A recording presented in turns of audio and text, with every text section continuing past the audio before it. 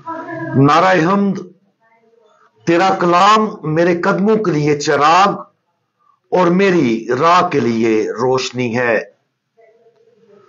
आज हम मुकद्दस लूका की अंजील उसका 20वां बाब और उसकी आयात 37 और 38 पर ध्यान ज्ञान करेंगे।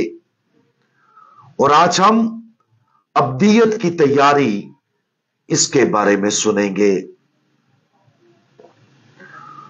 और मुर्दों की क़यामत के बारे में मूसा ने भी झाड़ी के जिक्र में इशारा किया।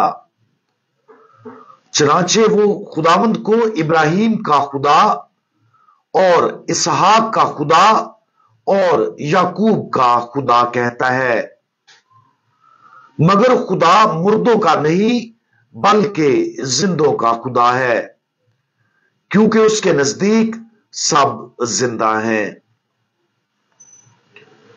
खुदावंद यीशु मसीह का यह जवाब कुछ सदूकियों के लिए है जो उससे मुर्दों के जी उठने के बारे में सवाल करते हैं। फरीसी बदन के जी उठने पर यकीन रखते थे, लेकिन सदूकी बदन के जी उठने पर यकीन नहीं रखते थे। इस तरह सदूकियों ने खुदावंद यीशु मसीह से बदन के जी उठने के बारे में यह सवाल तकरीबन एक गैर सुनी हुई मिसाल का इस्तेमाल करते हुए पूछा। वो तस्निया शरा उसका 25वां बाब 5वीं आयत में पाए जाने वाले रास्ते के कानून का हवाला देते हैं। अगर कई भाई इकट्ठे रहते हों और एक उनमें से मर जाए और वो बेऔलाद हो, तो मरहूम की बीवी बाहर किसी अजनबी मर्द से ब्याही ना जाए, मगर उसका भाई उससे खिलवत करे और उसे अपनी बीवी बनाए और अपने भाई के लिए नस्ल पैदा करे। इस तरह सदूकी इस मंजर को पेश करते हैं जहां 7 भाई मर जाते हैं, हर एक बाद में एक ही बीवी को ले लेता है। उन्होंने जो सवाल किया वो ये था कि पस क़यामत में उनमें से वो किसकी बीवी होगी, क्योंकि वो 7 की बीवी रह चुकी थी।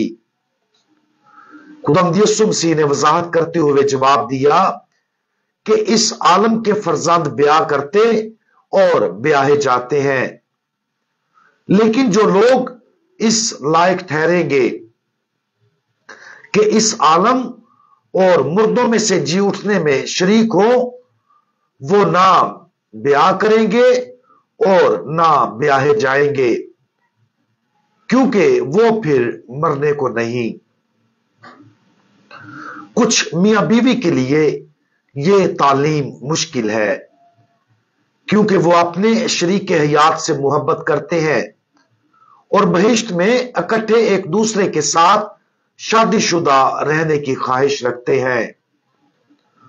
उन लोगों के लिए जो इस तरह की ख्वाहिश महसूस करते हैं, यकीन रखें कि मोहब्बत के जो बंधन हम जमीन पर बांधते हैं वो कायम रहेंगे और बहिश्त में और भी ज्यादा मजबूत होंगे। और जब दुनिया के खात्मे का वक्त आएगा और हमारे तमाम बदन जिंदा होंगे और हमारी रूहों के साथ दोबारा मिल जाएंगे, तो मोहब्बत के वो बंधन पहले से भी ज्यादा मजबूत हो जाएंगे। ताहम जमीनी सोच के मुताबिक शादी की यह हालत और शक्ल नहीं होगी, बल्कि इसकी जगह आने वाली नई जिंदगी की खालिस मोहब्बत ले लेगी।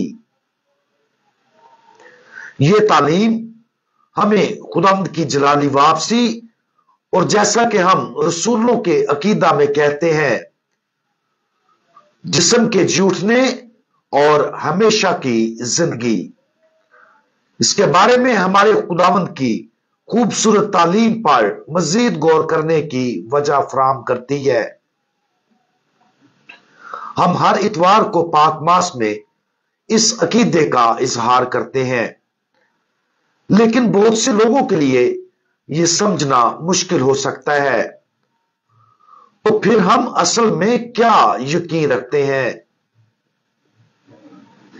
सीधे और सादा अल्फाज में हम यकीन रखते हैं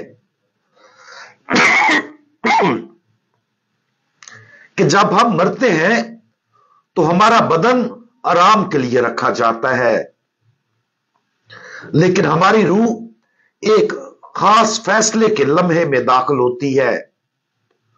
वो लोग जो गुनाह की हालत में रहते हैं वो हमेशा के लिए खुदा से अलग हो जाते हैं, लेकिन जो लोग फजल की हालत में मरते हैं वो हमेशा के लिए खुदा के साथ जिंदा रहेंगे। ज्यादातर लोग जो मरते हैं वो गालबन अपनी रूह पर कुछ देर पा शैतानी गुनाहों के साथ मरते हैं। इस तरह बरज़ख हतमी तहारत का फजल है जिसका मौत के वक्त इंसान की रूह को सामना करना होता है। बरज़ख सिर्फ खुदा की पाकीज़ा मोहब्बत है जो हर गुनाह और नाकामलियत को खत्म करने का असर रखती है और गुनाह से हर लगाव को खत्म कर देती है, ताकि पाक रूह खुदा को बहिश्त में रूबरू देख सके। लेकिन ये यही नहीं रुकता, हम ये भी मानते हैं कि दुनिया की तारीख के किसी खास वक्त पर खुदावंद यीशु जमीन पर वापस आएगा और इसे बदल देगा। यह उसका आखिरी फैसला है। उस वक्त हर बदन उठेगा और हम हमेशा जिंदा रहेंगे जैसा कि हम जीना चाहते थे।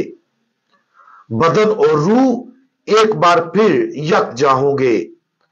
वो रूहें जो गुनाह में हैं वो भी अपने बदन के साथ मिल जाएंगी, लेकिन उनका बदन और रूह हमेशा के लिए खुदा से अलग रहेंगे।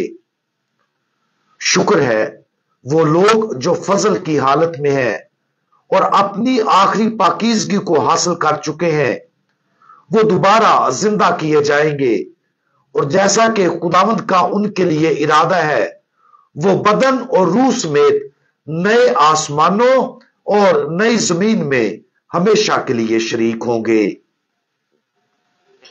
आज खुदावंद यीशु मसीह की इस जलाली तालीम पर गौर करें जहां हम रसूलों के अकीदा में इस ईमान का इजहार करते हैं।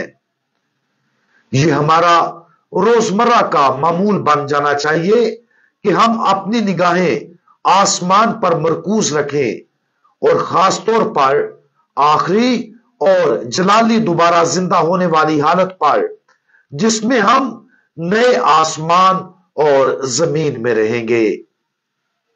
हम इस मुकद्दस उम्मीद के साथ जितना ज्यादा जिएंगे उतना ही ज्यादा हम यहां और अब इस आखिरी वजूद की तैयारी के वक्त के तौर पर जिंदा रहेंगे। उस जलाली दिन की तवक्को में अभी खजाना जमा करें और यकीन करें कि ये वो अब्दियत की जिंदगी है जिसके लिए हमें बुलाया गया है। हम दुआ मांगे। हमारे जी उठे खुदावंद, अब आप आसमान पर बदन और रूह समेत तमाम मुर्दों के आखिरी और जलाली जी उठने की तवक्को में हुकूमत कर रहे हैं। हम हमेशा इंसानी जिंदगी के इस आखिरी मकसद पर अपनी निगाहें जमाए रखें और इस जलाली और मोहब्बत की अब्दियत की तैयारी के लिए हर मुमकिन कोशिश करें। खुदावंद यीशु मसीह, हमारा भरोसा आप पर है। आमीन।